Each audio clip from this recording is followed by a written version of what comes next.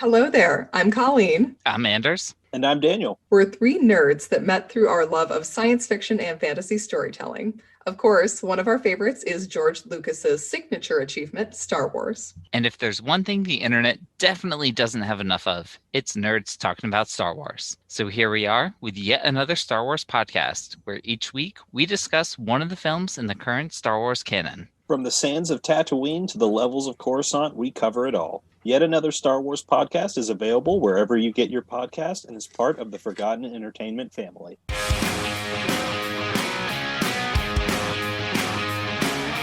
Hello, and welcome to Recent Activity, your new favorite entertainment review podcast that attempts to cover every film, every show, all at once. I am your co-host, Andrew Morgan. With me, as always, are two men who combine to be a mechanized organism designed only for podcasting. It's Shane Beauregard. What's up? And Chris Brodell. Oh, I get it. Modop. Modop. Yeah, exactly. Just like in the movies. Yeah. This, if you couldn't tell already, we are going to jump headfirst into the quantum realm and cover Ant-Man and the Wasp, Quantumania, alongside probably some Phase 5 conversations and RIP to Phase 4, good riddance, all that stuff maybe. But of course we have to get right into the movie because it's a huge deal. I know that, again, for the 31st consecutive movie for the MCU, congratulations to them. This is, again, number one at the box office, made a bit above expectations, so they say, with $104 million over the 3-day weekend and on target to make about $118 to $120 million over the 4-day holiday weekend. Now, again, you know, that is domestic totals. It looks like worldwide has come down a little bit because maybe that's around $121 million for a combined around $225 total.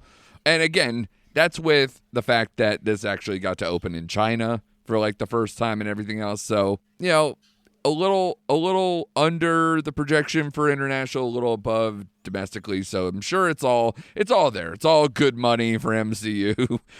So nobody's going to complain for sure. But that's not what we're here for. We're here to say whether the movie is good or not, especially when you're talking about the kickoff to Phase 5. Chris, what were your expectations, at least coming into this? Because to me, I thought this had to be such a no-brainer win for them because of all the expectations of what's to come. Okay, I've been burned before. So the expectation has been, you know, I just want to come out of it being good, better than Phase 4 as a whole. It wasn't Phase 4, but I will say my bar was like kind of low.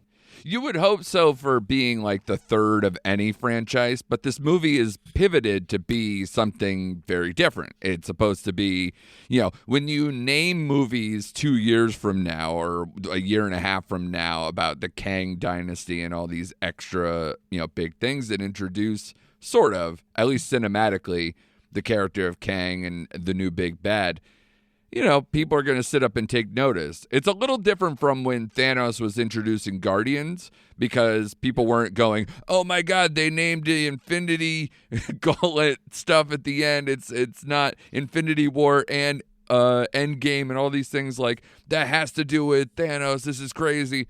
Nobody cared on that level when he was introduced in Guardians. But I will say, especially, you know, Guardians being one of my favorite movies in all of the MCU films, this movie is not that.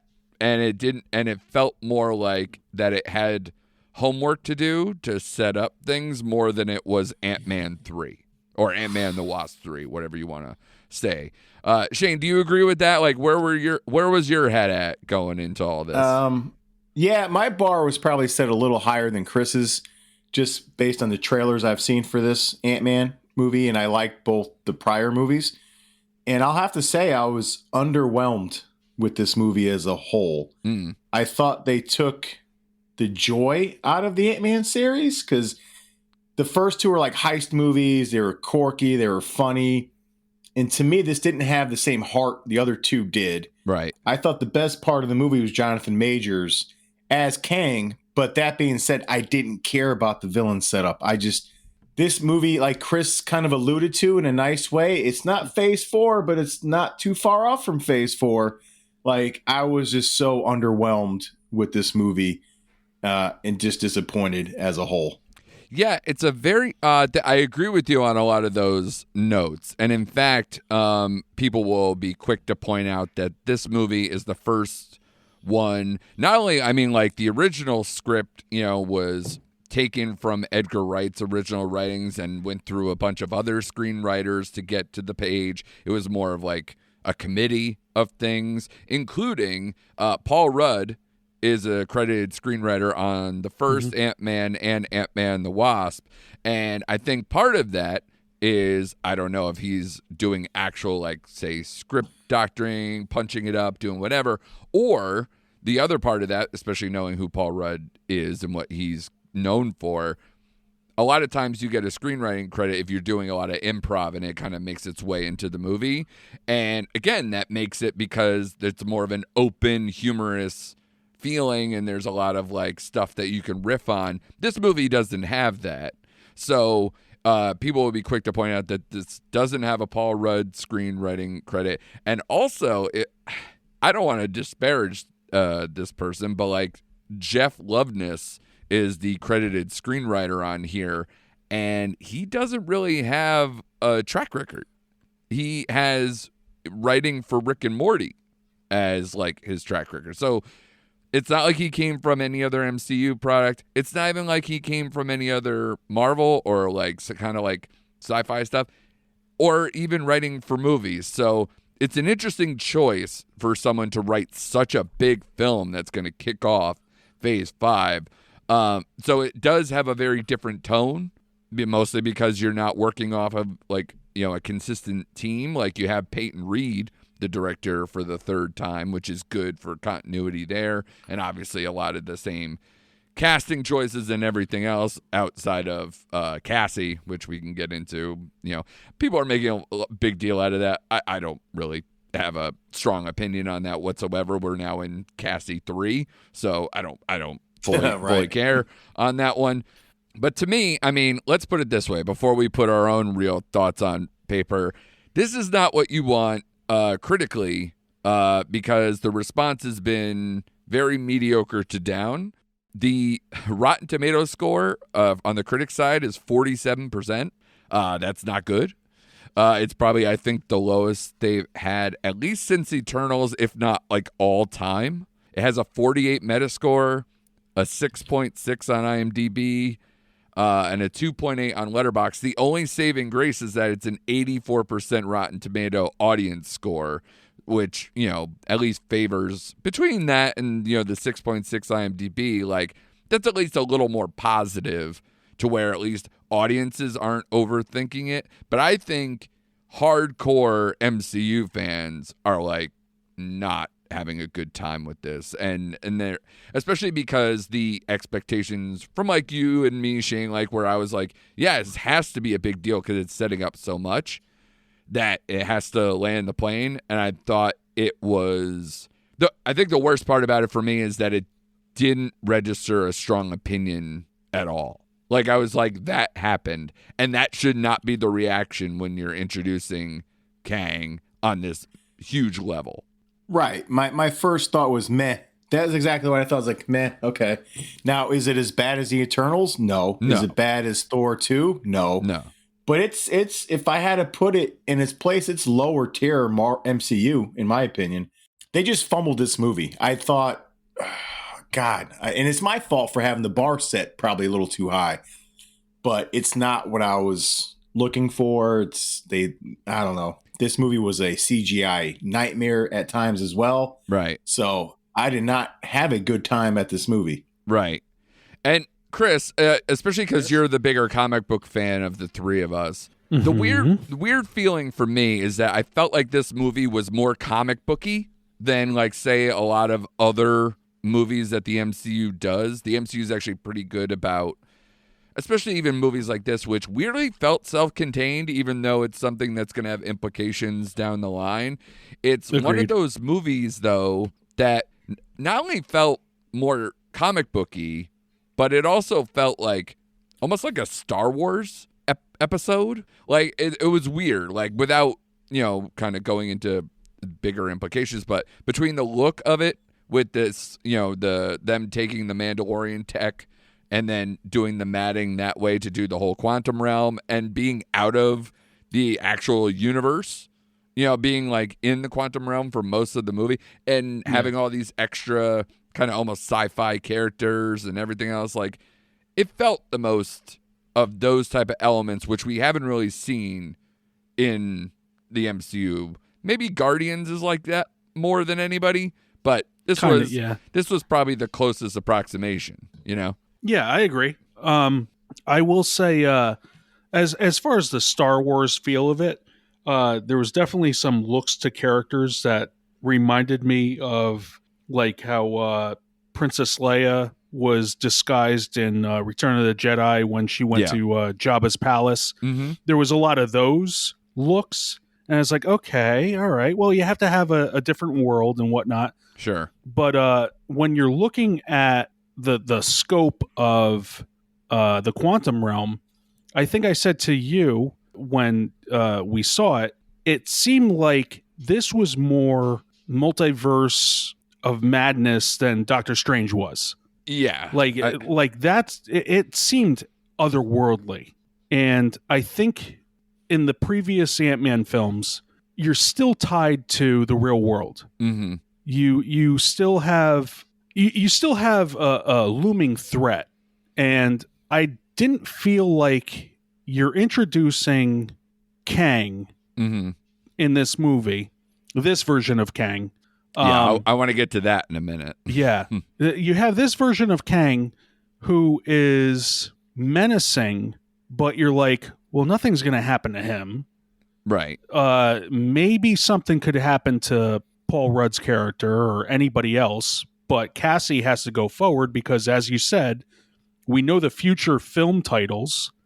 We know that everyone's hinting that you're going to have a Young Avengers, and she's one of them. So you're like, there's no threat to these people.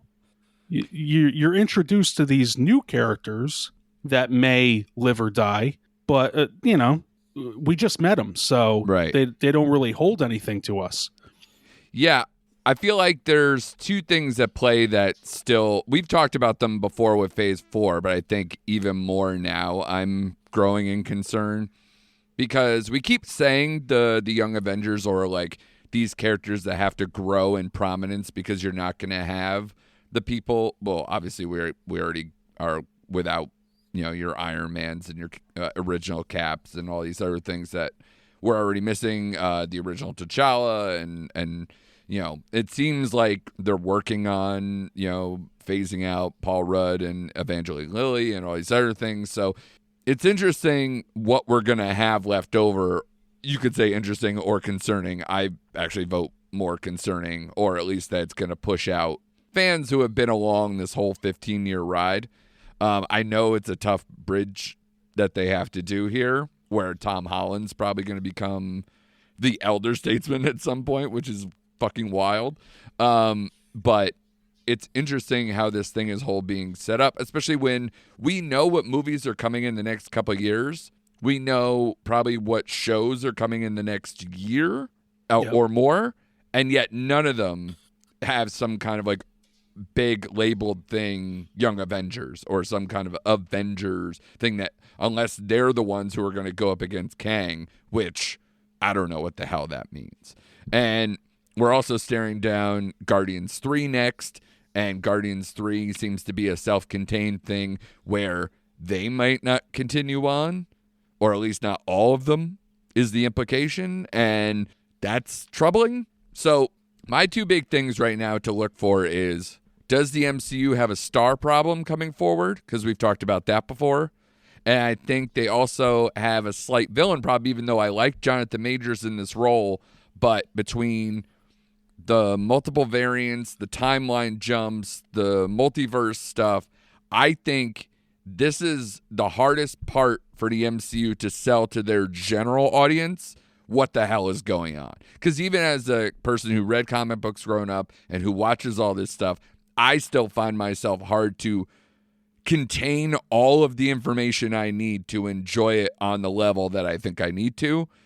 And then also it just needs to be good. And I think we're serving a lot of masters and it's getting very convoluted. Shane, as you're less of a comic book guy than say Chris and maybe closer to my level, I don't know. How do you feel about all of those issues? You know, it's funny. I think I said this on this show about when we started with the Doctor Strange 2 or multiverse movie. Yeah. That the MCU blew its load with Endgame. That was it. That was the peak of the MCU. And this movie drug me down so much where it's like I used to look forward to going to these movies, the MCU movies when they came out.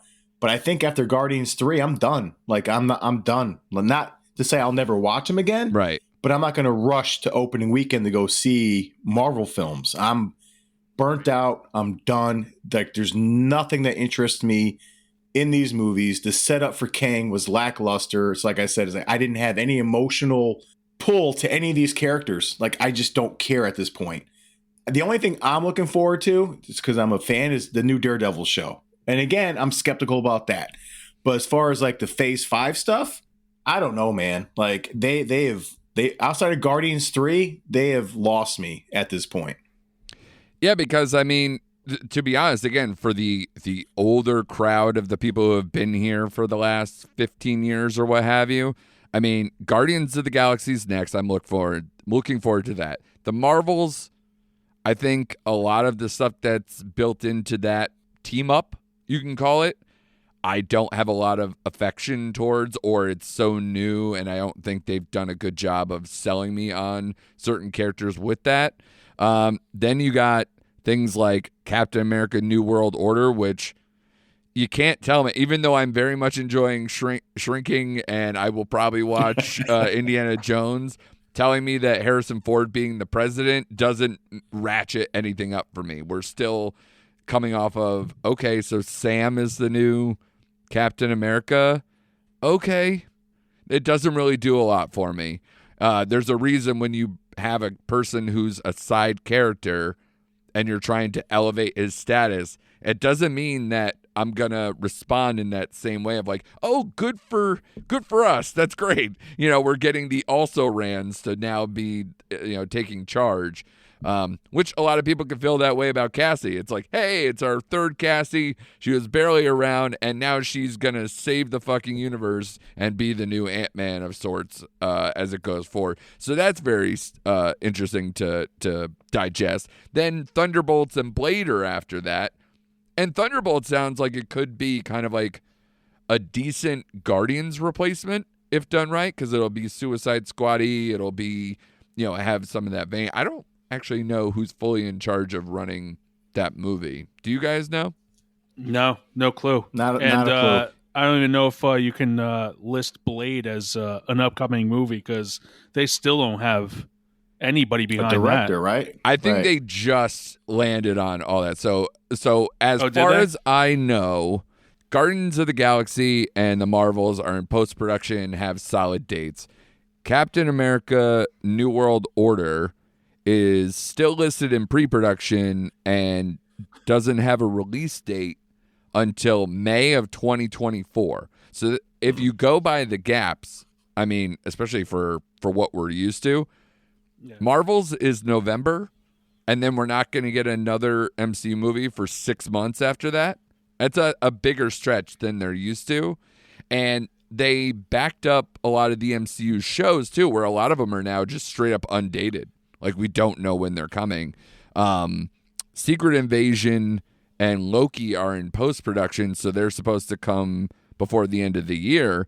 But now, things like the next season of What If, Ironheart, Echo, Agatha, Coven of Chaos, and Daredevil, you're talking maybe they'll land in 23, but we don't know when.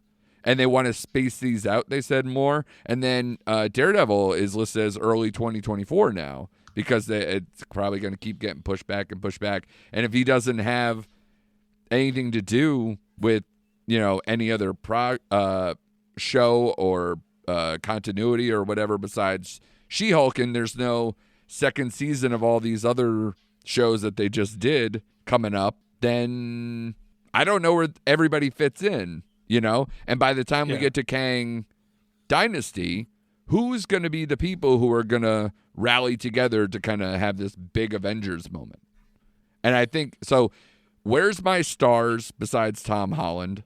And when it comes to Kang, I think they're in good hands with Jonathan Majors, but I personally am just like, okay, even for how much I like Loki, the timeline stuff it gets to me, because it just becomes like a bunch of jumbled wires at this point where I'm like, which one are we on? I don't care what Earth I'm on. Like, if there's a variant enough to fill a fucking stadium, how does everything coalesce where you can stop Kang as a concept?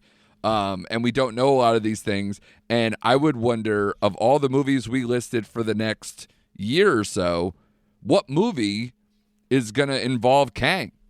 Any of them? None of them? That's a good question.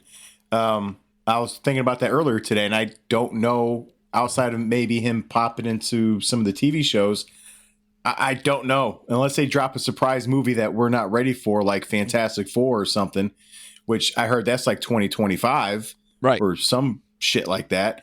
I agree with you. I think Tom Holland is probably their most bankable star and movie franchise right now, but we haven't heard crap about another Spider-Man movie. So I don't know where they go from here. Actually, they just recently did. Okay. Yeah. Okay. Then I didn't hear about that. They just did, but again, it's in the script writing process. So, but they did say Spider-Man 4 is in process. Okay. And they said it's going to lead into the Kang Dynasty. So he's the lead movie going into the grander movie. But I'll say, like, two things stick with me.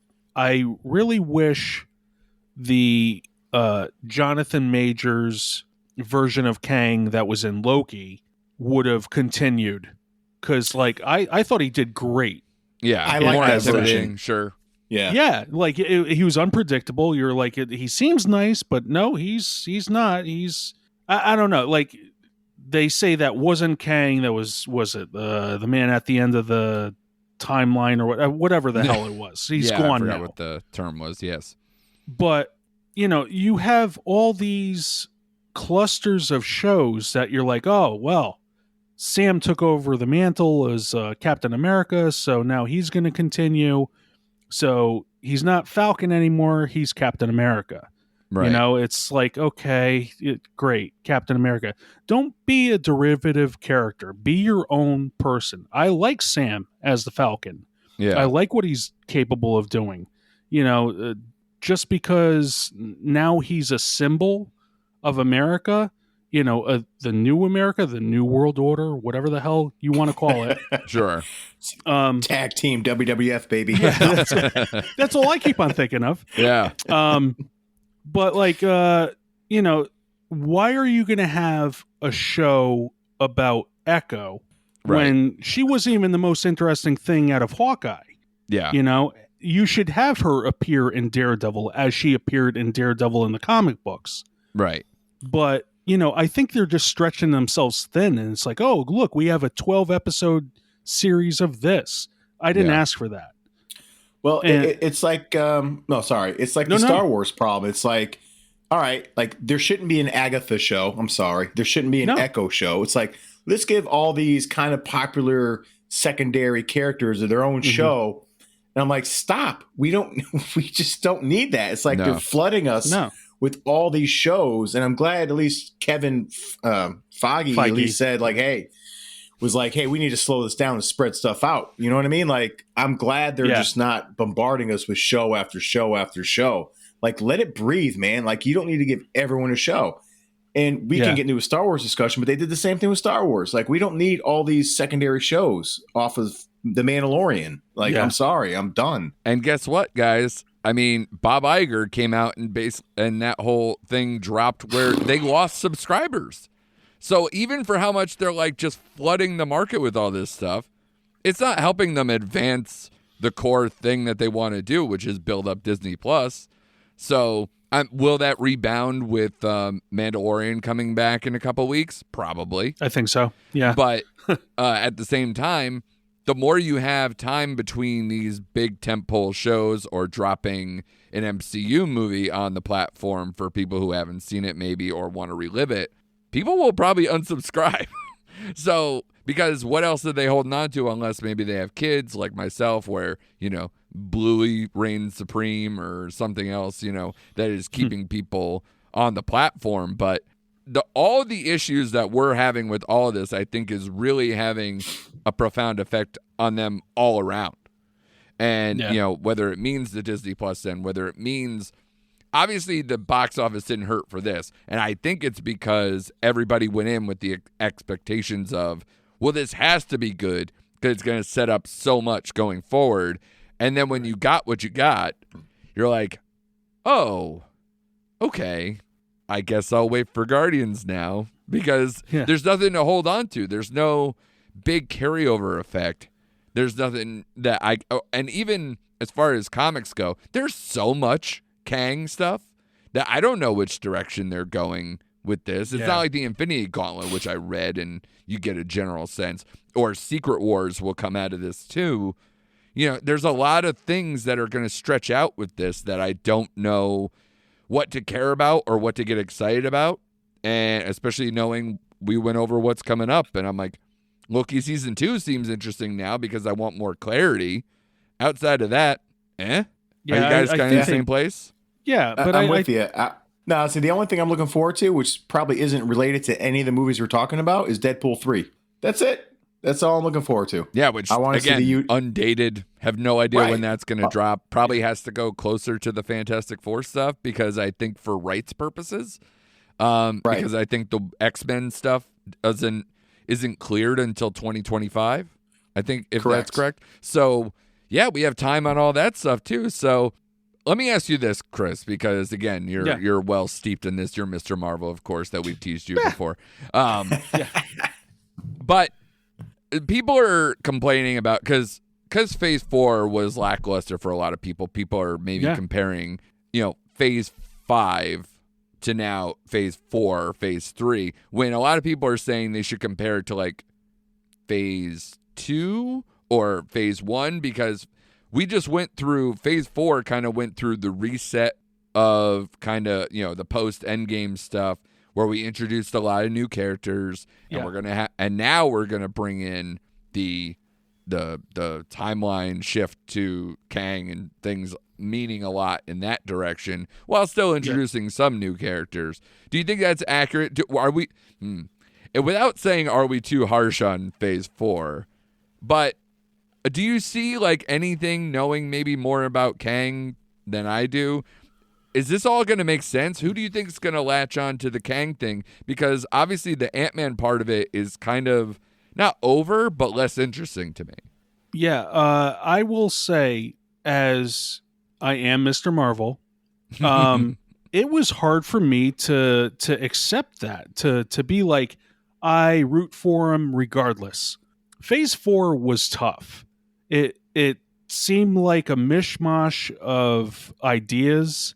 It didn't seem like it was cohesive enough, even though they were kind of peppering in what the future was going to hold. Right. But there was no connectivity. It was all about grief, as Kevin Feige came out to say. Sure. That's the through line. It's grief. It's what the kids passing love. The baton. Yeah. It's passing the baton to these other characters. But when you have Loki introduce you to different timelines and the policing of those timelines so they don't go scatterbrained, right? That was all pushed to the wayside with Spider-Man and Doctor Strange Multiverse of Madness. Yeah. And Thor wasn't like nothing. Right. Nothing was referenced. Nothing was carried over to those until you're introduced to a character who is similar to one we saw in Loki. Now he's a different version of that. Yeah. And the other standout bit that I didn't like out of Quantumania was the fact that we were regurgitated with the ideas that have all been presented to us. Yeah. With the first two films, with Loki, with Doctor Strange, all of this stuff was explained, yet they repeated it, all the same lines of dialogue, basically. Yeah. Explaining how, certain timelines branch out and this and that. I'm like, we've heard this before. So give us something new. Give us something to springboard into Phase 5. Right. If this is indeed the start to the next phase, we've already seen it. There's no one just jumping into these movies now. Well, except for that one guy you heard outside. That one guy I overheard, yeah. But honestly, like, the majority of people have seen all the shows, have seen all the movies, and they're ready for what's coming down the pipe. Yeah. And don't talk down to us and say, here's how the timeline works. We know how it works. We're not dumb. Do we? I might be a little dumb. I don't know. Like, no. Like, I'm a little all over the place about it. Yeah. Like, honestly, like, I think Loki explained it in the full season. Yeah. And then everyone goes their own way with it. It's like a game of telephone. Yeah. Well, and especially now that we have the whole variant thing, I think that's going to confuse a lot of people. And I don't know if they explained it well enough in this movie, besides just throwing out little lines like, wait till you meet the rest of me, or like the rest of my variants, or all these things like, okay. Or they banish me here, like trying to do all these things. And then we get a little bit more with the after credit thing. But, I mean, you saw in the movie theater, Chris, people were leaving. They didn't stay for the end credit stuff. And people weren't clapping right. No, that was very weird. I think that there were a bunch of people who were trying to do some forced like claps at the end, and it didn't catch on. And then they tried it again. I was like, stop trying to make this happen. It's not going to work. Yeah, it was honestly, movie ends, the credits start to go. Yeah. What was that? That's not even a clap. No. That's not even the start of clap. No. I'm glad no one clapped in my movie theater, because I would have told them to stop. I would have told them to stop, just like I did before. I forgot what movie it was, but they started clapping. I'm like, no, no, stop clapping. Oh, he told me to stop. I'm going to stop. No. But I still, not clap worthy. I still love that guy though, Chris. This was my first MCU movie, and this was great. Yeah, it's like, what? It's still really good. Yeah. I was like, oh, come on. You should see some other movies. Any of them. So, do you guys find that this I want to concentrate a little bit on the movie before we get because we've already done like the in and out like of everything, but this movie in particular I think just suffers. I had a hard time with this one, just going like you said, Shane. I had this very shrug, meh feeling about it, but I kept trying to say like why do I feel this way, and I couldn't fully grasp on it. I think the biggest thing is that, like a lot of other MCU products, it was serving way too many masters. Like this movie, it starts where we're concentrating on Paul Rudd because it's his walk through the city. It's his thing because he's Ant-Man, right? So we have to concentrate on him. And then it's about how maybe he lost time because we want to make that a theme. So we're now getting more into the Cassie thing. And Cassie's tied into what she's been doing with her grandparents, or at least with Hank Pym, to try to do her little project and trying to get to know more about her and her goals. Then we end up in the quantum realm, and it's all about Janet. So we got to go through that portion of everything where the importance gets shifted to her because we have to explain her and her history with Kang and where this all goes and what she left behind and how these people are going to treat them now that they're here with Janet and hearing the word Janet. And then as it goes along, then it tries to shift back to Paul Rudd and Cassie and trying to be like, yeah, I got to man up. I've been not, helping people since the blip, whatever, and trying to come back to reality here. I wrote a book instead of like going out superheroing. But that's mostly because what is the continuity with the Avengers? Is it really Ant-Man's fault? Is it really Paul Rudd's fault? So you have all that, and then it keeps feeding into that relationship and having to kind of step up to the plate because now there is a big bad. Now there is a person to confront. And all of a sudden, most of this movie, as Shane alluded to, is not as funny, or at least not as funny through Ant-Man anyway, through Paul Rudd's charm offensive that he has every single time that man is on screen. He's adorable, and we all love him. So, but instead we get mostly the serious him, and then also him having a one-on-one punch out, fight with Kang. And then also, after all of those things I just said, this movie is called Ant-Man and the Wasp Quantumania, right? Like, so his relationship completely gets put on the back burner with, Hope and everything else. And then they try to shoehorn her into how it all ties up. And I felt like she was never really there. She was on the periphery whenever they needed to tie her up, but it didn't really work.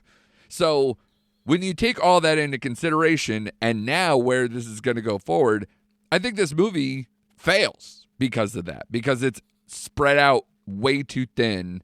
I have to worry about everything in the quantum realm, everything going on with this family, and everything going on with Kane and Kang and everything else going for it. It's a lot for a movie that's a little over 2 hours. Right. It's like you said, they try to juggle too many balls at the same time. And after a while, I just didn't care. And honestly, I forgot Michael Douglas was in this movie half the time. Yeah. Like, there were big chunks in the movie where he just disappeared. And I'm like, oh, there's Michael Douglas. Yeah. Getting all the ants together. Like, what's going on? Like you said, after a while, I just lost interest. I'm like, because you said I can't add anything to what you said because you just like nailed everything. Like, they had too many little storylines going along. They never like fleshed them out. The whole Wasp connection between her and Paul Rudd again were like left like just afterthoughts for the movie. I'm still not over the haircut. We all know it. Right. Me either. Oh my God. And honestly, I know Cassie got raked up, but I like that actress who plays Cassie, so I'm not going to kill her for that because I found her okay. Yeah. But again, it just was. I use this word sometimes. It was kind of joyless. I was going through the motions with this movie. Like, I'd rather watch Thor: Love and the newest Thor movie again before I venture into this movie. Give me Thor: Love and whatever that was. Yeah, that I can't agree with.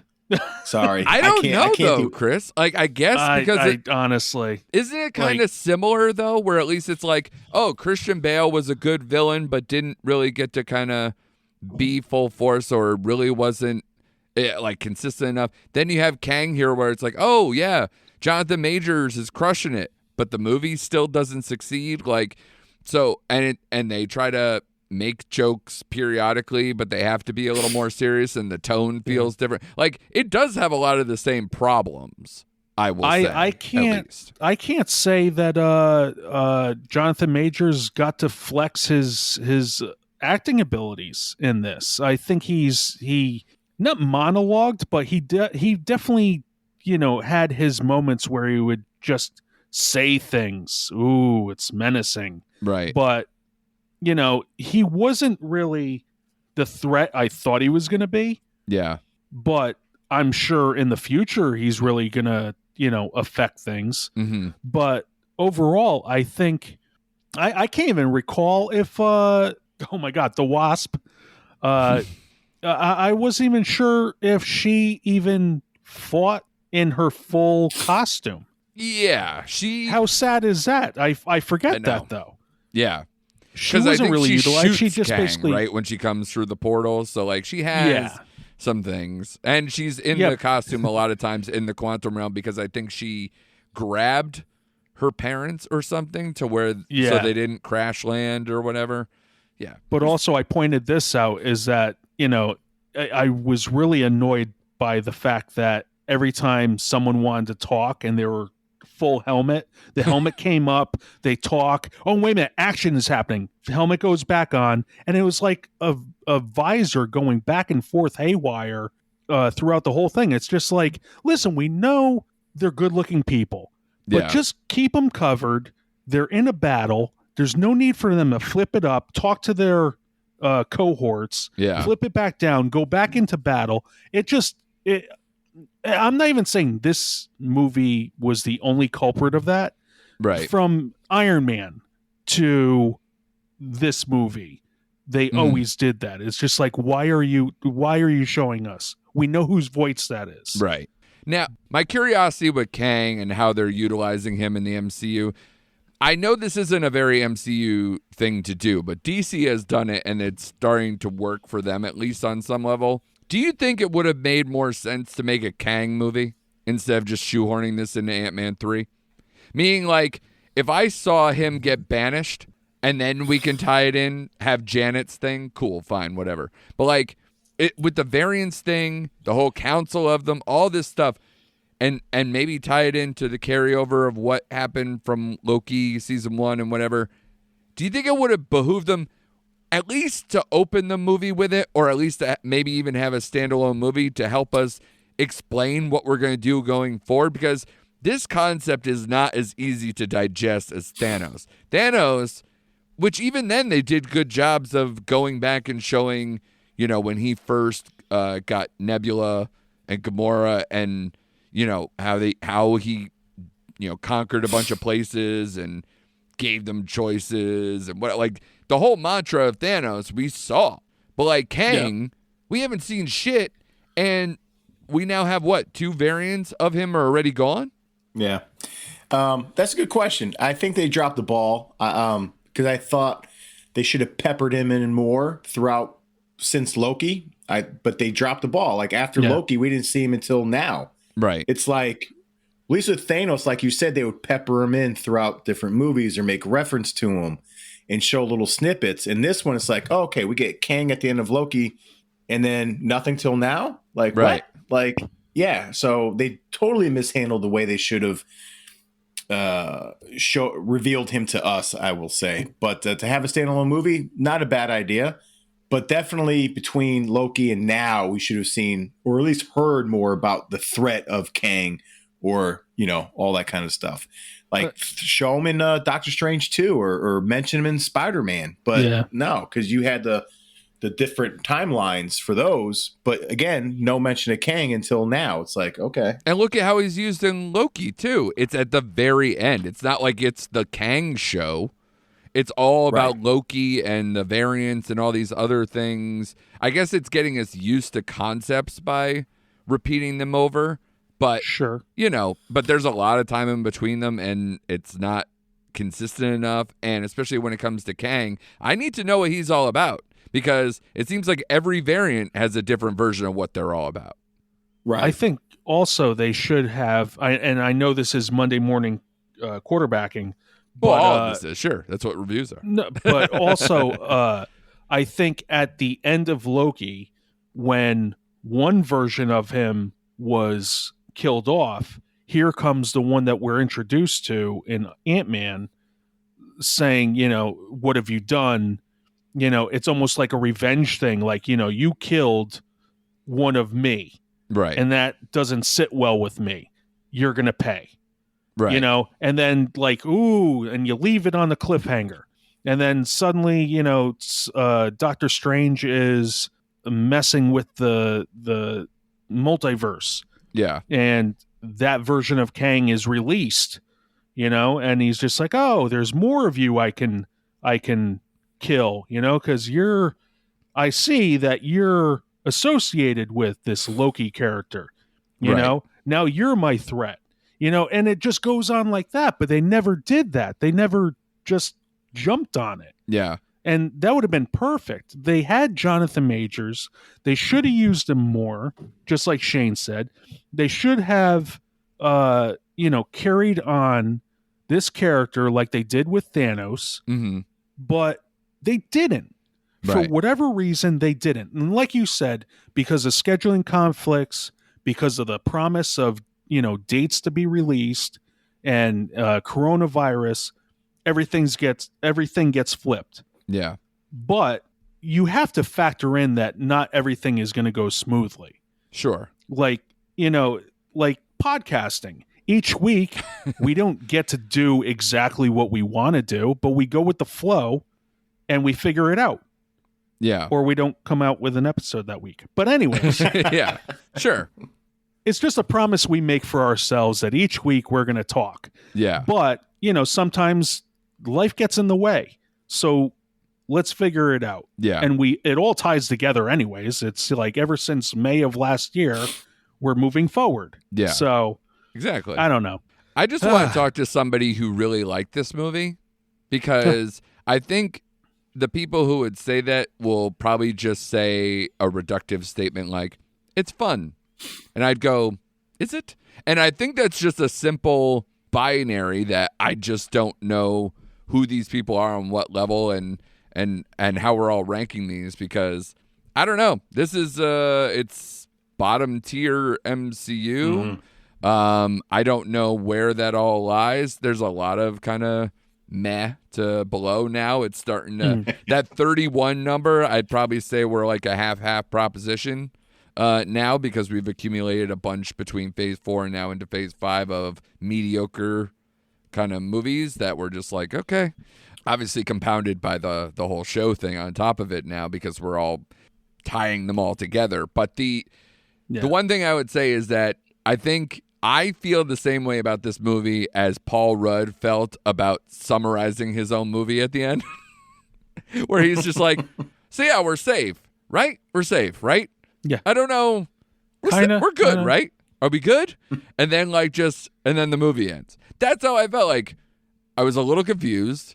I was entertained some. It's not a complete dumpster fire, I even wrote down, like, do you know how many T-shirts people are going to have of "It's never too late to not be a dick," or "I have holes," or something to do with MODOK or something like? Which, by the way, the MODOK thing is a whole other thing. I couldn't look at that thing. I know MODOK. I've seen various things about MODOK. I get the MODOK thing, but to have it to be Corey Stoll's character and have that stretch face, I couldn't look at it. Like, it wasn't even like, oh, this is funny because he's there and it's whatever.